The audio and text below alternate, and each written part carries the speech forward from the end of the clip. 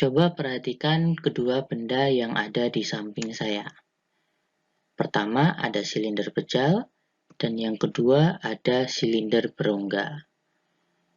Jika massa untuk masing-masing silinder ini kita anggap sama, begitu pula jari-jarinya, maka kira-kira kalau benda ini menggelinding dari bidang miring yang memiliki ketinggian yang sama, benda mana yang akan lebih dahulu sampai ke tanah? Nah, teman-teman semuanya, untuk menjawab pertanyaan tadi, coba kita simulasikan apa yang menjadi pertanyaan tadi. Kira-kira benda mana yang akan sampai ke tanah terlebih dahulu?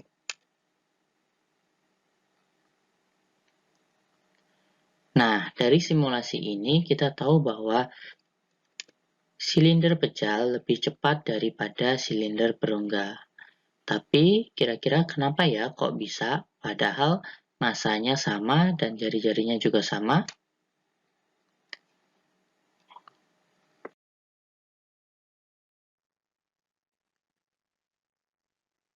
Untuk menjawab fenomena tadi, maka kita harus belajar tentang dinamika dan kesetimbangan benda tegar, khususnya untuk bagian momen inersia. Yuk kita mulai.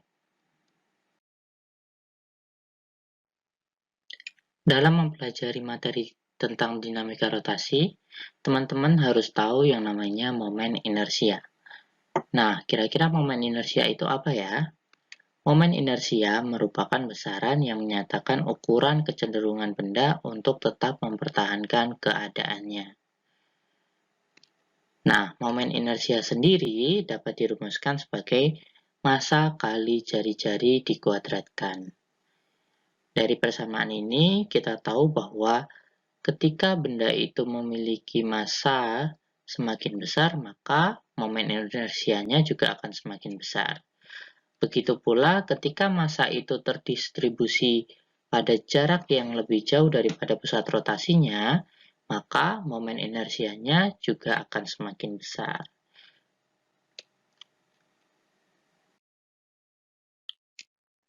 Sekarang, coba perhatikan gambar berikut. Sebuah partikel berputar dengan jari-jari R. Partikel tersebut bermassa M. Nah, untuk momen inersia dari sebuah partikel yang berputar dengan jari-jari R, maka kita dapat menghitungnya dengan persamaan tadi, yaitu momen inersia sama dengan massa kali jari-jari dikuadratkan. Jadi jari-jari di sini adalah jarak antara massa benda dengan pusat rotasinya. Tapi kira-kira untuk menghitung momen inersia dari ketiga benda yang berputar secara bersamaan bagaimana ya? Nah, untuk menghitungnya kita dapat menggunakan persamaan momen inersia sama dengan sigma M kali R kuadrat. Sigma di sini menunjukkan jumlah total dari massa kali jari-jari kuadrat untuk masing-masing partikel. Kita contohkan ya. Misalkan benda satu atau partikel satu bermassa M1. Jaraknya adalah R1 ke pusat rotasi. Sedangkan untuk benda 2 yaitu M2, jaraknya adalah R2 ke pusat rotasi dan benda 3 M3, jaraknya adalah R3. Kita masukkan ke persamaan sehingga diperoleh I sama dengan sigma M kali R kuadrat. Artinya, momen inersia sama dengan massa 1 kali jari-jari 1 dikuadratkan, ditambah massa 2 kali jari-jari 2 dikuadratkan, dan ditambah massa 3 kali jari-jari 3 dikuadratkan.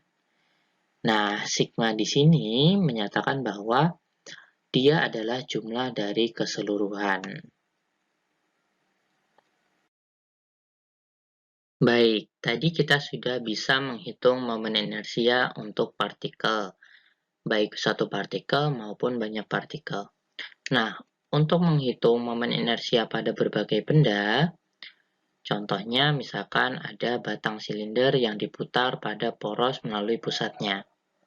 Untuk batang silinder yang diputar melalui poros, berarti momen inersianya adalah 1/12 kali massa kali panjang silinder dikuadratkan. Nah, apabila batang silinder itu diputar bukan pada porosnya, tapi pada ujungnya, maka momen inersianya menjadi 1/3 kali massa kali panjang silinder dikuadratkan. Kemudian ada juga beberapa besar persamaan momen inersia untuk berbagai benda. Kemudian ada plat segi 4 yang diputar pada porosnya, kemudian ada plat segi 4 yang diputar pada salah satu ujung tepinya, kemudian yang paling sering ini ada silinder berongga, di mana momen inersianya adalah setengah kali massa dikali dalam kurung jari-jari 1 kuadrat ditambah jari-jari 2 kuadrat. Kemudian ada silinder pejal, yaitu setengah kali massa kali jari-jari kuadrat. Kemudian ada bola pejal, 2/5 massa kali jari-jari kuadrat. Dan bola berongga, 2/3 massa kali jari-jari kuadrat. Nah, teman-teman semuanya wajib untuk menghafalkan persamaan-persamaan ini. Karena biasanya dalam soal, kita akan menggunakan benda-benda yang umum seperti ini. Nah, secara umum untuk mencari persamaan-persamaan tadi, kita biasanya menggunakan persamaan integral, yaitu momen inersia sama dengan integral R kuadrat dm. Nah, tapi ada juga satu cara yang bisa kita gunakan, yaitu menghitung momen inersia menggunakan teorema sumbu sejajar. Cara untuk menghitung momen inersia menggunakan teorema sumbu sejajar adalah sebagai berikut. Nah, seperti contoh, misalkan ada batang silinder yang diputar pada ujungnya seperti ini. Untuk menghitung momen inersianya menggunakan teorema sumbu sejajar, persamaan umumnya adalah seperti ini. Momen inersia diperoleh dari momen inersia yang diputar pada pusat massanya ditambah massa kali D kuadrat.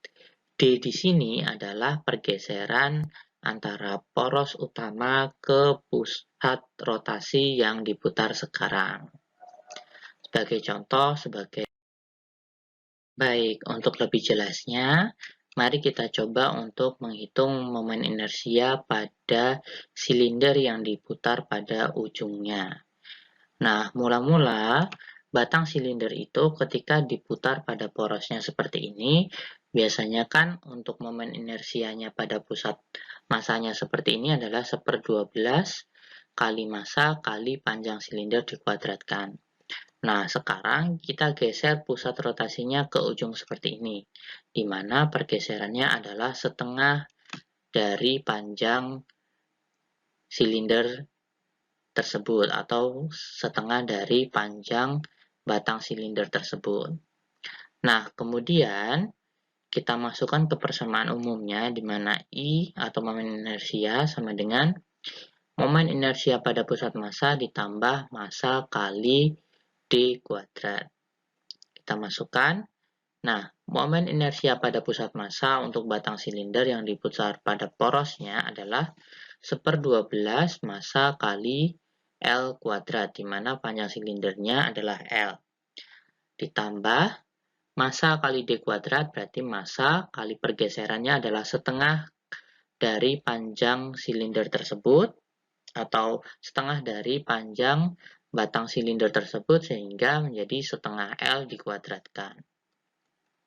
Selanjutnya diperoleh momen inersia sama dengan 1/12 M kali L kuadrat ditambah setengah tadi dikuadratkan menjadi 1/4, berarti 1/4 M L dikuadratkan. Selanjutnya kita samakan penyebutnya menjadi 1/12 ml kuadrat ditambah 3/12 ml kuadrat. Menjadi momen inersia totalnya adalah 4/12 ml kuadrat. Kita sederhanakan menjadi 1/3 ml kuadrat. Nah, hasil ini sesuai dengan teori yang tadi sudah kita sampaikan, yaitu untuk batang silinder yang diputar pada ujungnya, maka momen inersianya adalah sepertiga massa kali panjang silinder dikuadratkan. Baik teman-teman semuanya, dari pemaparan materi tentang momen inersial, kira-kira kalian dapat menjawab nggak kenapa kok silinder pecah lebih cepat berputar daripada silinder berongga? Ya, tepat sekali. Karena momen inersia silinder pecah itu lebih kecil daripada momen inersia silinder berongga.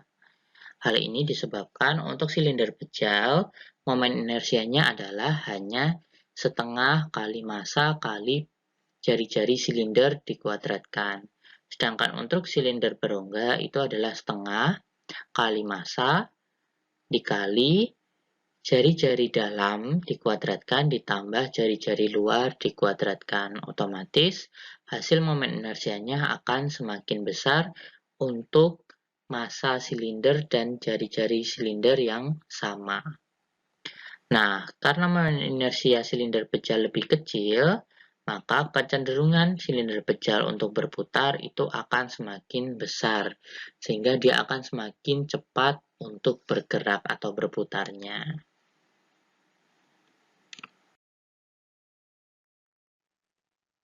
Selanjutnya, itu kita akan mempelajari hubungan antara torsi, momen inersia, dan percepatan sudut. Nah, hubungan antara torsi, momen inersia, dan percepatan sudut adalah sebagai berikut, di mana besar torsi itu sama dengan momen inersia kali percepatan sudut, atau torsi sama dengan I kali alfa. Nah, hal ini kita tahu bahwa untuk momen inersia benda yang semakin besar, maka akan membutuhkan torsi yang lebih besar untuk menghasilkan percepatan sudut yang lebih besar. Sedangkan untuk momen inersia benda yang kecil, kita juga hanya membutuhkan torsi yang lebih kecil untuk menghasilkan percepatan sudut yang sama. Kemudian, untuk satuan torsi sendiri adalah Newton kali meter. Untuk momen inersia satuannya kilogram meter pangkat 2 atau persegi. Untuk percepatan sudut satuannya adalah radian per sekon kuadrat.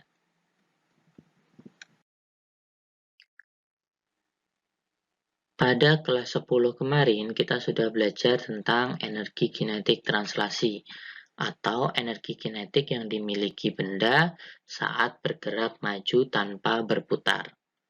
Nah, besarnya energi kinetik translasi adalah setengah mv kuadrat atau setengah kali massa kali kecepatan dikuadratkan. Jadi ketika benda hanya bergerak maju, maka energi kinetik yang dimiliki hanya energi kinetik translasi, yaitu setengah mv kuadrat. Nah, pada materi dinamika rotasi ini, karena benda berputar, maka benda akan memiliki energi kinetik rotasi yang besarnya adalah setengah I omega kuadrat atau setengah kali momen inersia kali kecepatan sudut dikuadratkan. Jadi ketika benda itu hanya berputar seperti ini, maka energi kinetik yang dimiliki hanya energi kinetik rotasi. Jika teman-teman lihat dan bandingkan, bentuk persamaan energi kinetik translasi dan rotasi ini hampir mirip, yaitu setengah mv kuadrat untuk translasi dan setengah I omega kuadrat untuk rotasi. Jadi sebenarnya dalam dinamika partikel dan dinamika rotasi ini kita bisa analogikan bahwa massa itu identik dengan momen inersia dan kecepatan itu identik dengan kecepatan sudut. Lalu bagaimana dengan energi kinetik benda yang bergerak translasi sekaligus juga bergerak rotasi seperti ini? Nah, untuk energi kinetik benda yang bergerak translasi dan rotasi sekaligus, maka energi kinetiknya adalah merupakan jumlah dari energi kinetik translasi ditambah dengan energi kinetik rotasi. Sehingga energi kinetik totalnya adalah setengah mv kuadrat ditambah setengah I omega kuadrat.